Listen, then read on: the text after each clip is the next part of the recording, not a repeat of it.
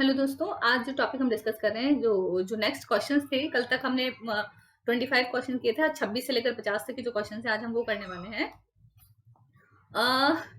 सबसे पहले विच one of the following is one of the chief exponent of constitutive theory of recognition. Okay, किसकी बात की जा रही है? इसमें बात की जा रही है कॉन्स्टिट्यूटिव थ्योरी ऑफ रिकॉग्निशन। तो ये थ्योरी आपको जो दी गई है वो दी गई है हीगल के द्वारा। ओके, तो ये थ्योरी किसके द्वारा दी गई है? हीगल के द्वारा ये थ्योरी दी गई है। आपको ये चीज याद रखनी होगी।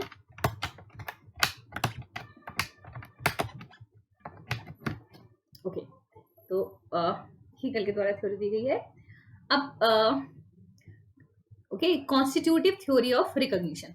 Now next question is, which of the following statements are not correct? In accordance with the provisions of Article 7 of the United Nations Charter, the Security Council is one of the principal organs of the United Nations. The first Security Council came into being on 12th January 1946.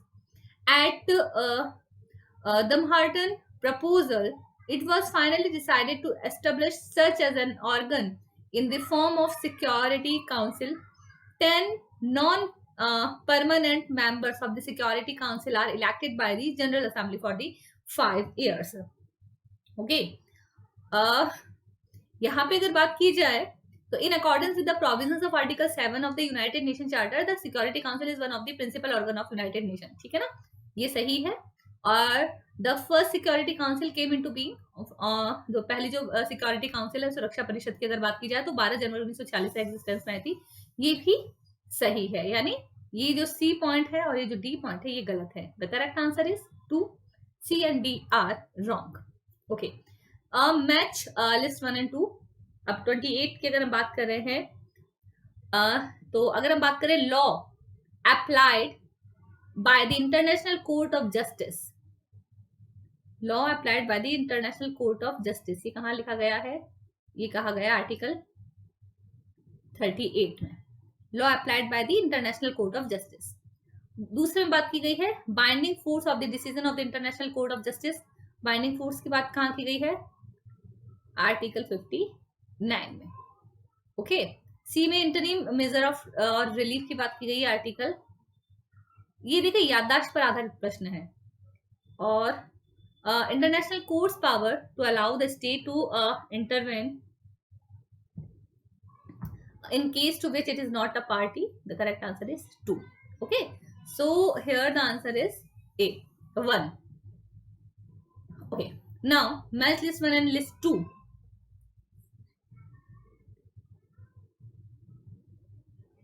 अगर बात की जा रही है कि list 1 को दूसरे से मैच करना है, तो अगर ये बात की जा रही है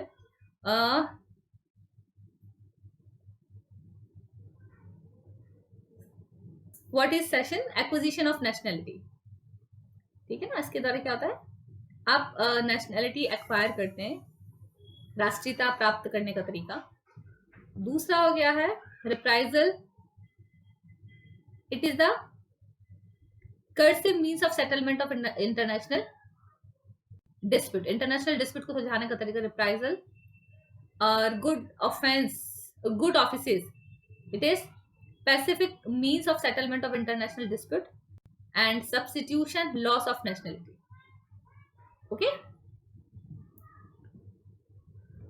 now 30th, अब ये assertion और reasoning का ये जो क्वेश्चन है, पहला है कि article 10 of United nation charter confers upon the General Assembly very wide deliberative function except in respect of those matters which are being considered by Security Council. Reason है, the resolution or declaration of General Assembly are not binding upon the state, they are merely recommendations. ठीक है, दो बातें कही गई हैं। देखा जाए तो आर्टिकल 10 में यही कहा गया, रिजोल्यूशन और डिक्लेरेशन जनरल असेंबली का ये बाइंडिंग फोर्स नहीं है स्टेट्स पर। ठीक है, दोनों ही बातें सही है, लेकिन it is not the correct explanation of it. Okay, reason दोनों सही है अपने आप में, दोनों करेक्ट है, लेकिन इसका सही एक्सप्लेनेशन नहीं है। तो जो हमारा आंसर होगा सही वो होगा ये 2 वाला. Both A and R correct, but R is not the correct explanation of A. Okay, which of the following statement और statements is are correct.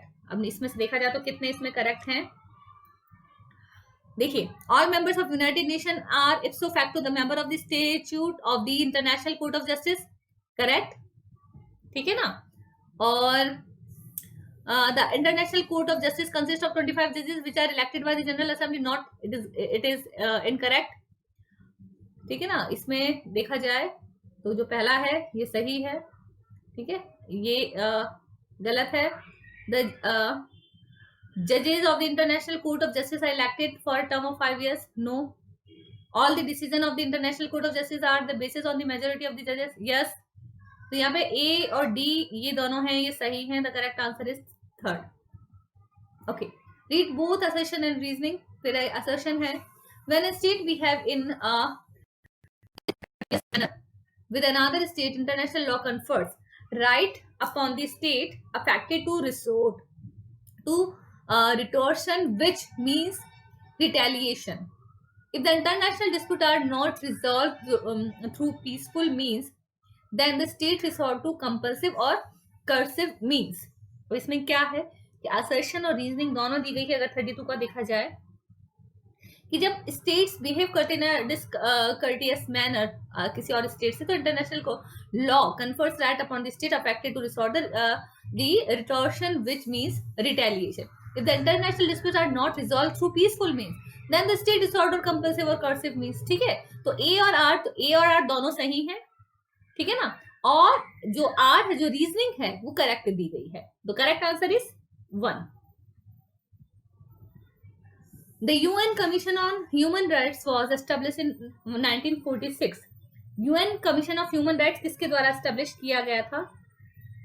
Human rights का ये एस्टेब्लिश किया गया था इकोनॉमिक एंड सोशल काउंसिल के द्वारा.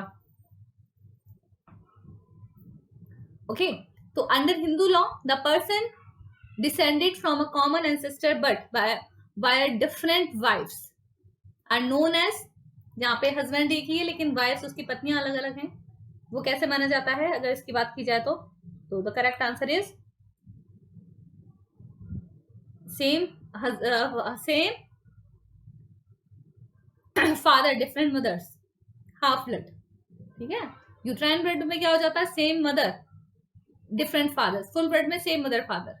ठीक है, और नो ब्लड रिलेशन में जनरली अडॉप्शन का माना जा सकता है. ओके, नाउ मैच आपको करना है.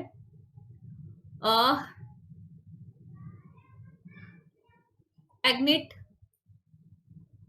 एग्नेट का अर्थ होता है कि जब दो व्यक्ति आपस में मिले होते हैं, रिलेटेड थ्रू मेल्स ओनली. ठीक है ना, जब दो व्यक्ति आपस में सिर्फ मेल्स के थ्रू मिले होते हैं. कॉग्नेट का हो जाता है नॉट ओनली थ्रू मेल्स, मतलब फीमेल. एग्नेट का होगा आपके सेम गोत्र के. कॉग्नेट हो गया आपके बंधु. श्रुति, श्रुति जो सुना गया है, और स्मृति व्हाट हैज बीन रिमेम्बर्ड, स्मृति पर आधारित है. तो आपका हो गया ए का दूसरा, बी का पहला, सी का चौथा और इसका तीसरा. Okay, the correct answer is 2. If the condition laid down under section 5(3), if the condition laid down under section 5(3) of the Hindu Marriage Act 1955, the violated such marriage under the act is, क्या होगा? पहली बात तो आपको ये पता होना चाहिए 5(3) कहता क्या है. 5(3) 18 और 21 साल की एज वाली बात करता है. तो ये क्या माना जाएगा कि शादी तो वैलिड है लेकिन इसके लिए पनिशमेंट का प्रोविजन दिया गया है. 18 और 21 से कम की उम्र में अगर शादी कराई जाती है तो क्या होगा? शादी तो वैलिड है. Under Section 2 of the Resolution of Muslim Marriage Act 1939, the following grounds of divorce are available to a wife. कौन कौन से grounds available हैं 37 क्वेश्चन में?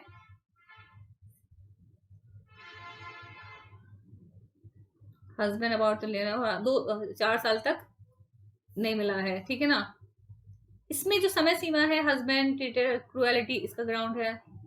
मेंटेनेंस, देखो ये तो 3 करेक्ट हैं, ए, सी और डी. लेकिन इसमें जो टाइम 7 साल का है, जो बी वाला है, ये ग्राउंड तो है लेकिन यहाँ पे जो टाइम है वो केवल 4 साल नहीं है, 7 साल. तो इसमें जो करेक्ट आंसर है ए, सी एंड डी वाला. तो the correct answer is 1. Read both assertion and reasoning. No person except the father or mother or guardian of a Hindu child has the capacity to give child in adoption. No readoption may take place under the adoption. Both are correct. ठीक है ना, तो रीअडॉप्शन को तो उसमें है ही नहीं है, तो यहाँ पे क्या होगा, बोथ आर करेक्ट। ठीक है ना, दोनों ही जो बातें कही गई है बोथ आर करेक्ट। ठीक है, अब है इसको आपको मैच करना है हिंदू मर्द। तो 18 में किसकी बात की गई है, 18 में बात की है मेंटेनेंस ऑफ वाइफ, पहले में तीसरा। ठीक है, और दूसरे में 19वें में विडो डॉटर इन लॉ की बात की गई है, विडो डॉटर इन लॉ की। ठीक है, और सेक्शन 22 में किसकी बात की गई है, सेक्शन 22 में बात की है maintenance of the dependence, sorry maintenance of the dependence. और 23 में अमाउंट ऑफ द, अमाउंट कैसे डिसाइड किया जाता है। ठीक है ना, तो करेक्ट आंसर हो जाएगा आपका इसका तीसरा, चौथा, पहला और दूसरा, तो मतलब correct answer is 2।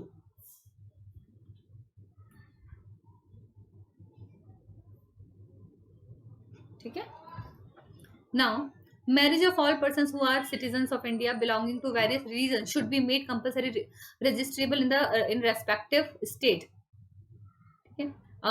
where the marriage is solemnized। तो 40वें में लीडिंग जजमेंट कौन सा है, देखिए ये सेक्शन 8 में हिंदू मैरिज एक्ट में आता है, सीमा वर्सेस अश्विनी कुमार का ये लीडिंग जजमेंट है।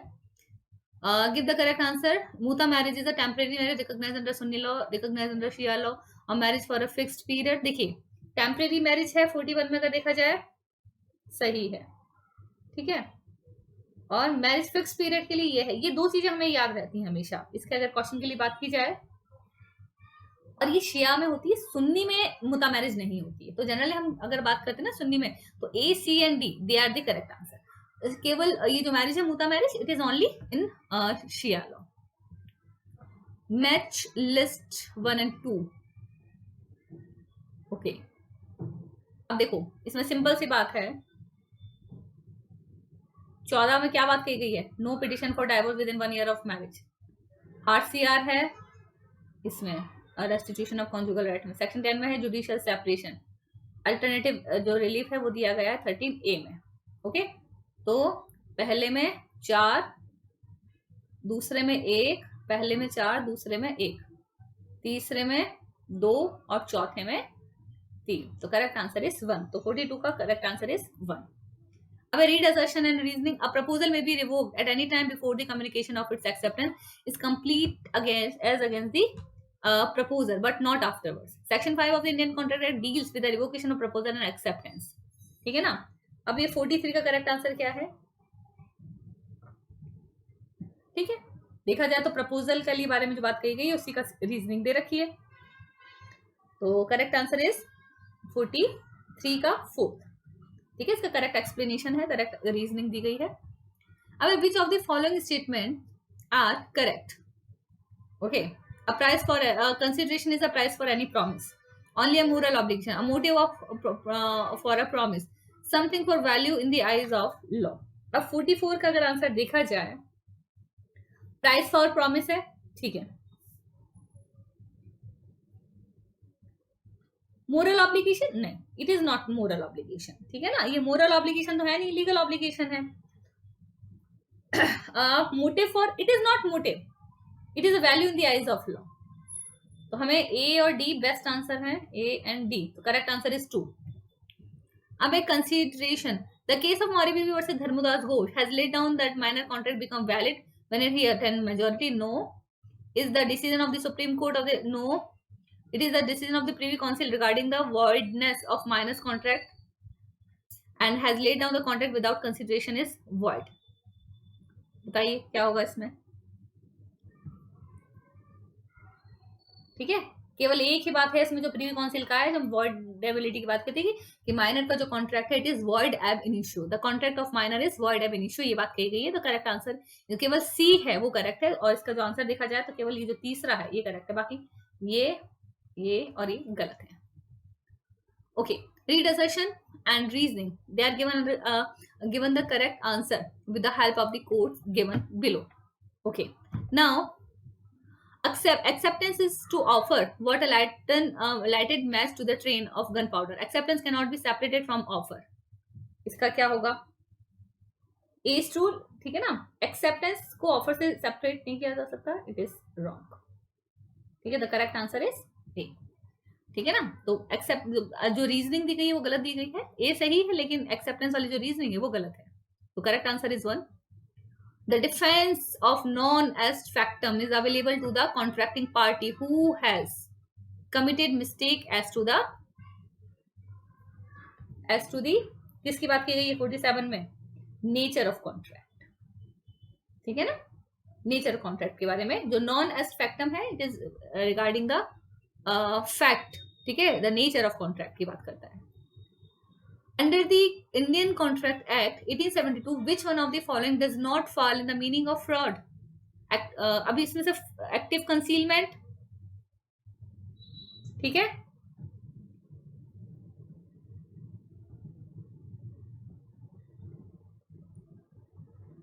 Suggestion as a fact if of that which is not true, ये भी आता है. Positive assertion of unwarranted statement 48 में, और promising made without any intention to perform. इसमें जो थर्ड पॉइंट है ये गलत है. ठीक है ना? जो डेफिनेशन में नहीं आता है, फ्रॉड की डेफिनेशन, बाकी सारे आते हैं. अब है special damages will be awarded in case of a breach of contract. Special damages कब दिए जाते हैं? only when the special circumstances causing loss of profit resulting from the breach of contract were brought to the notice of the party committing breach at the time of the formation of the contract. The correct answer is D, 4th. ठीक है ना? चौथा वाला है, it is the correct answer. Now which of the following statement is correct? Give correct answer by using the code given below. Tort is a civil wrong for which remedy is a common law action. Tort is exclusively a breach of contract और breach of trust. तो ये देखिए, B तो breach of trust तो ये है नहीं है, ब्रीच ऑफ कॉन्ट्रैक्ट है नहीं है. Tort is an infringement of right in drain of a private individual. Tort is violation of legal duty और to people general to maintenance of the law and order. ठीक है ना? ये तो सही है, ये सही है. लॉ एंड ऑर्डर की हमने कहीं बात नहीं करी. ए और सी केवल दो ही हैं जो इसमें हम इसमें सही मान सकते हैं. तो ये 25 से 50 का क्वेश्चन थे. कल हम देखेंगे 51 to